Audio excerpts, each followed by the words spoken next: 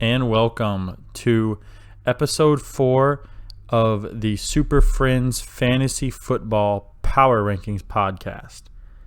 As many of you know, this week we did things a little differently. I decided that I'm not going to do all the work this week. So I sent each of you another team, and it was your job to analyze that team and send me your thoughts and your opinions on that team as a result of it. So I'm going to read what you wrote as I go along with the rankings. I'm going to keep who wrote it anonymous, but I'll give you a little hint here and there to maybe help you figure it out. So without further ado, let's get started. At number 12, I have Eric. And your hint for who wrote your paragraph is injury list. They wrote, when looking at your team, I realized one important thing. I have no idea who most of these people are. But other than that, I feel you're not a true 0-3 team. Your stars have underperformed and you've been decimated by injuries. Godwin, Schultz, Connor, and Mitchell all hurt, and Brady finally showing his age. You've had to pivot and try to weather the storm. Rather than drastic moves, the quickest path back to success is to wait until your team is back at full strength. I can see you making a late run to get into the postseason once your team is back. Now, that one is pretty obvious if you really listen to what I wrote, but I kind of agree. You know, you just had injuries kind of stack up against you this year so far, and that's what's really hurt your team the most. You just got to weather the storm. 0-3 doesn't look good, but the good news is it's a very, very long season, so I think you'll be fine. You just got to give it time. At number 11, I have Scott. And your hint for this one is former podcast. So for this one, you're 0-3. Talk about unlucky. After a rough start, you're clearing house. You just sent someone CMC. I'll bet not without some controversy. Me personally, I tried to veto it. You get a good return in Fournette and London. Both are the respective point leaders for their teams. Fournette is third in the league in touches, and Drake London is currently being targeted on 47% of the routes he runs, which is first in the entire NFL. Rough start to the year, but you're still trying to come back. Luckily, like I said, you've got 14 weeks in the regular season, so there's plenty of time for you to pick it back up. This person does have faith in your abilities. I kind of agree. I like what he said there. You did get some more depth to fill up some holes. It did cost you McCaffrey, but at the end of the day, I think that was a move that you needed to make. At number 10, I have TJ. Let me get to the paragraph on TJ. Here it is. Your hint for this one is Philadelphia 76ers. So, coming from the bottom, the team name just hits hard this year. I see hope this year. The Jags, which you have invested heavily in, look to be much improved under Doug Peterson, while being in a division where others might have taken a step back this year. If Etienne could secure lead back duties from J-Rob and the Ravens start rushing like they have historically with Dobbins, it could very quickly turn into a year of winning with continued strong performances. As is the case more so this year than in the past, it seems that the studs need to perform as expected and hope that your heavy Jag investment can pay off. A tough matchup against another surprise and the Sun God this week could possibly seal your fate as another year of losing or springboard you to a year of changed fortunes. I agree. I think you put way too much emphasis on that Jags roster, but that's because you're a Jags fan. Overall, though, you've got a good chance, and I really do like your abilities. It's just, you're putting a lot of trust in some young talent. At number 9, I have Nathan. And listen, Nate's team has the potential to be good, but having a team full of running backs is not bad, but it makes picking between a flex wide receiver or running back for the week hard, especially when any one of them can go off any night. His wide receiver core is solid too. The problem that I see is his teams consistently lack the ability to score. If he can play the right players at the right time, he has a chance to make it to the playoffs, but that is a tall order when a team can't be as consistent as he would like. Your hint for who wrote that is disc golf, and no, it's not Drew. But yeah, I mean, for someone that says he's not knowing what he's doing, you're doing a pretty good job. You're struggling to not let other teams score against you, which you have no control over. But honestly, it's not a bad team. I kind of like your team. At number 8, I have Birds Aren't Real. Tommy, you're going to have to explain this team name to me. I still don't get it. Your hint for who wrote yours. I got it. 61. Tommy, although you suffered a tough loss to Rob in week 2, you answered with a big week 3 win over Sydney. Now, looking ahead to week 4, I expect you to take it easy on your opponent. Winky face. Let's break down your squad. First, Mr. Jackson is really good at football. Through 3 weeks, he has thrown 10 touchdowns and has back-to-back 100 rushing yard games with a touchdown. Now let's talk about your running backs. Zeke is splitting too many carries with Tony Pollard and therefore is more of an RB2/flex option. Since the volume is no longer present, Zeke needs to find the end zone on a regular basis to be relevant. Hall is the similar situation with the Jets with Michael Carter. The only difference is that Hall banks on receptions, but he could emerge as the lead back at any point this season. Your wide receivers are solid, although you're dealing with an injured Keenan Allen, but you should not be too worried there. As for Ertz, he is taking full advantage of Hopkins' suspension regarding receptions, but only has 1 touchdown to show for it. Good luck the rest of the way. I like it. I really do. I agree. You've got a good team. Your running backs could do a little more. I tried to send you a running back for some wide receiver help, but you decided not to. So overall, I like it though. I agree. At number 7, I have myself. Now, remember when I said it was going to be a pick your wide receiver matchup and cross your fingers? I haven't been right once. Week 1, I started Robinson when I should have started Lockett. Week 2, I started Cooks when I should have started Robinson. And now it's Cooks when it should have been Woods. It might be time just to give up on the crapshoot of picking the right guy and trading some pieces away to get a reliable wide receiver on your roster. I mean, I'm third from the bottom in points scored. So I'm not scoring, and that's something that needs to change. The good news is nobody likes to score against me apparently, but that's not sustainable. 2-1 is just, for what you've been just crap shooting on a week-to-week basis, is just luck. So you've got to do a better job overall.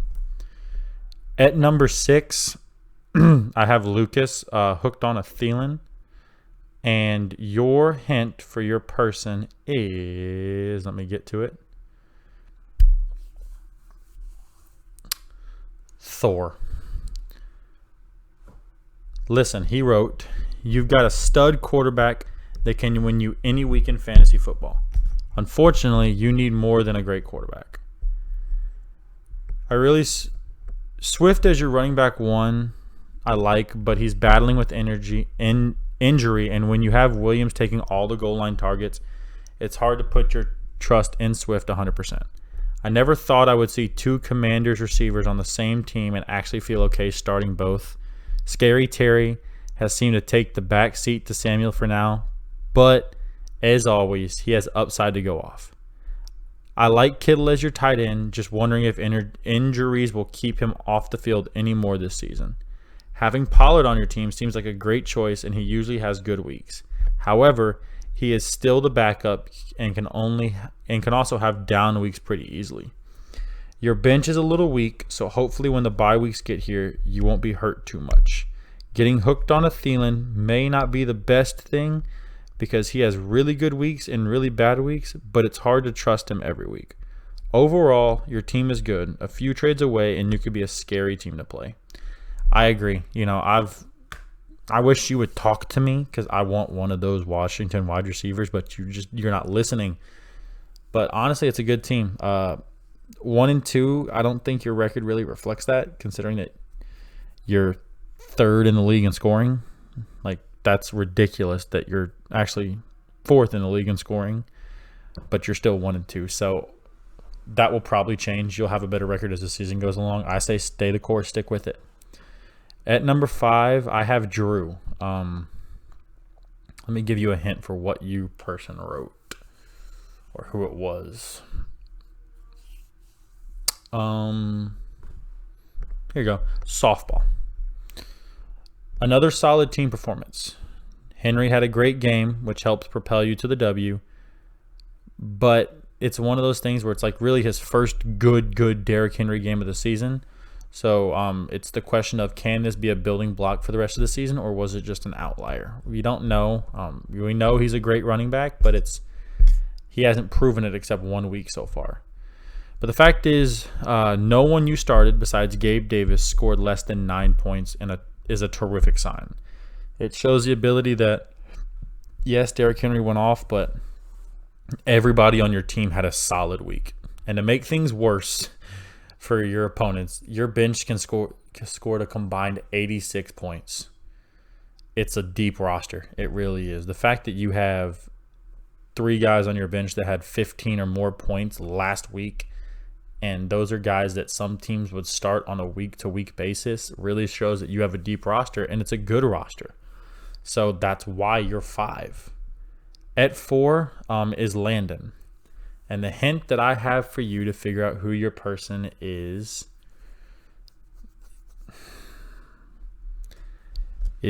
who pig.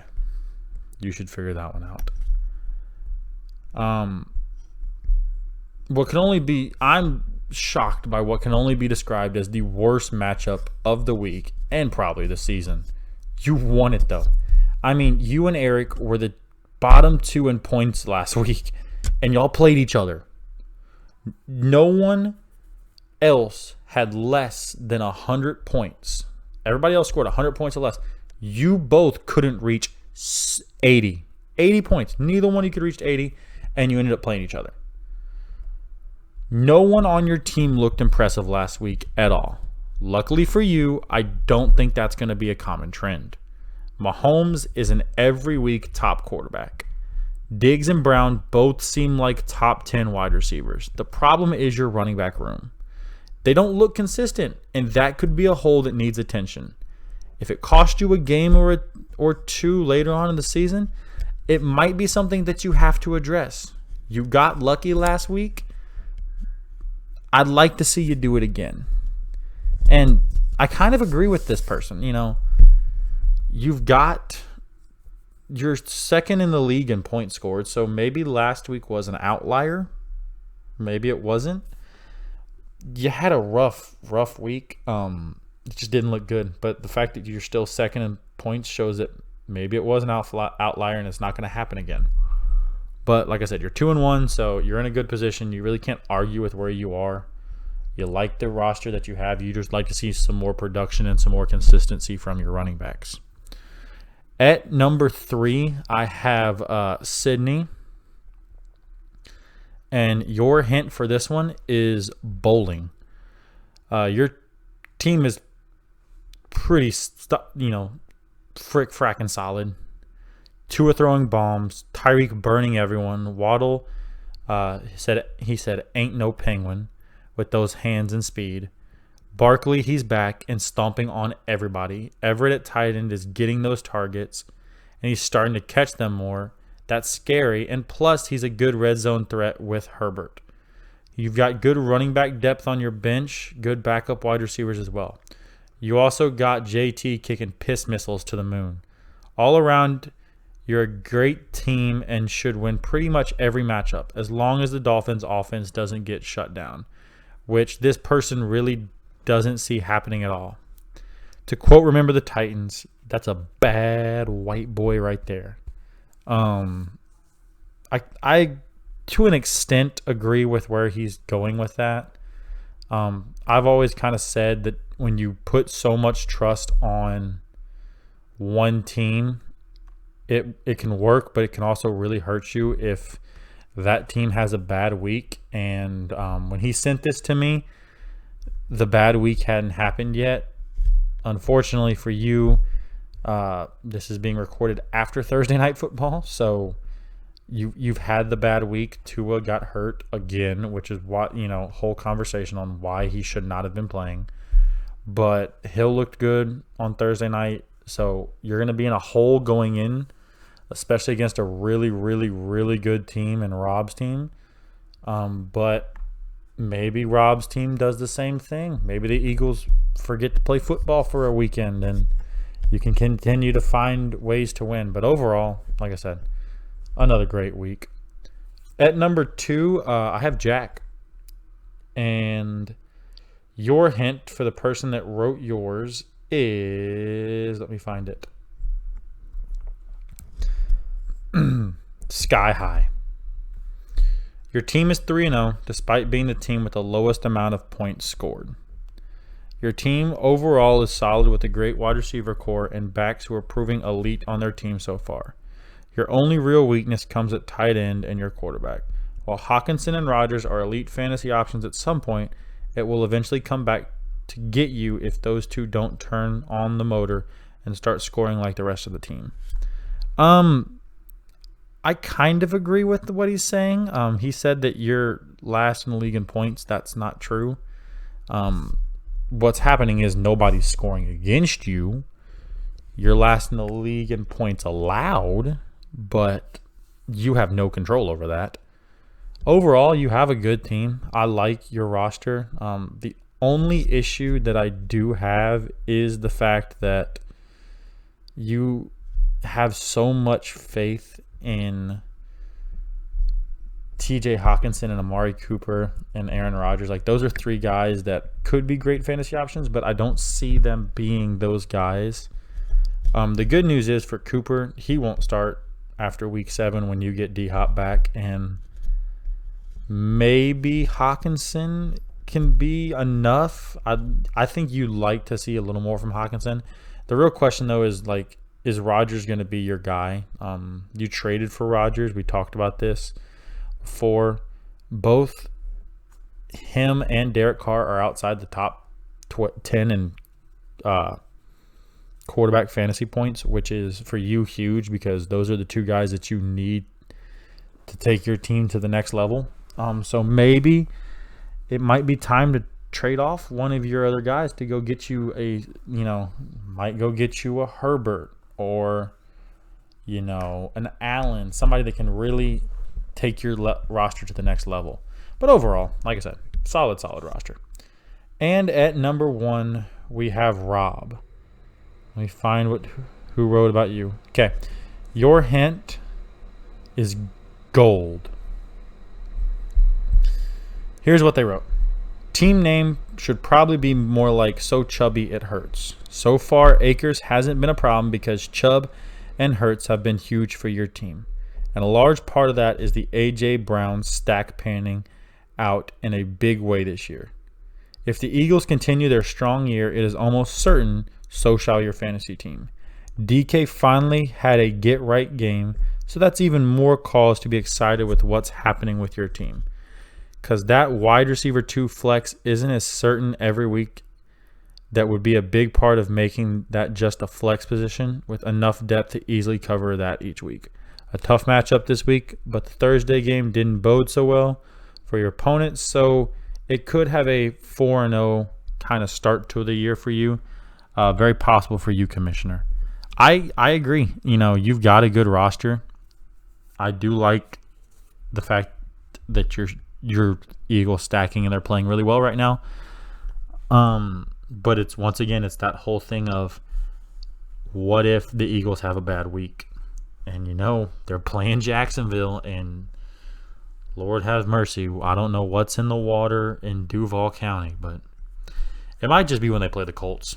But they did it to the Chargers too, so watch out for Jacksonville. Yeah, who would have thought I said that? But overall, you've got a really, really good roster. You've got, quarterback number 4, running back number 2, tight end number 2, defense number 4, and so that's not and you have wide receiver number 10. So that's That's a pretty solid roster. You'd like to see a little more from your flex, but if everybody else contributes and does what they continue to have been doing, your flex is just icing on top, or what might make the difference in like a high-scoring game, high-scoring weekly affair. But overall, you've got a really good roster, so I wouldn't be too worried about it.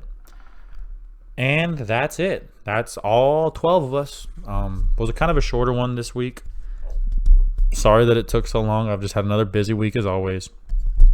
If you have any more opinions or comments or concerns, feel free to let me know. Or, better yet, join me on the podcast. Both of those work. Until next week, this is Jared Gaetano talking about our fantasy football power rankings that come out like 4 days late and all that fun stuff. Other than that, y'all have a good week, boys. Good luck to everyone. See you later.